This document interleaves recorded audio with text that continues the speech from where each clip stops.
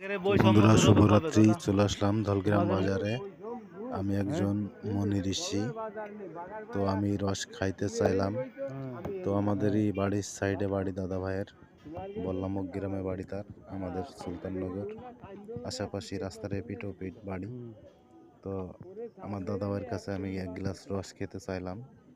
সে বলল এক গ্লাস রস 20 টাকা দাম, কিন্তু আসলে সে আমাকে রস দিবে না, কারণ আমি মনি ঋষি বলে সে আমাকে রস দিবে না। তো সে বলল যে তুমি যদি খাইতে চাও আমার কাছে বোতল আছে, বোতলে খাইতে পারো।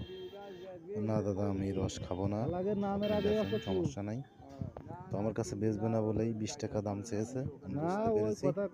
তো বন্ধুরা, এর বিচারটি আপনারা 10 জনে করে যাবেন। আমি কি মানুষ নই? দেখুন তো, একজন কিছু কিছু কুণ্ডু আছে, কিছু কিছু বাহন আছে, কিছু কিছু মোল্লারাও আছে। এদের জন্য বৈষম্যটি এখনো দূর হয় নাই। তো আমরা এই বৈষম্য দেখতে চাই। দেখুন তো আমার গায়ে সবাই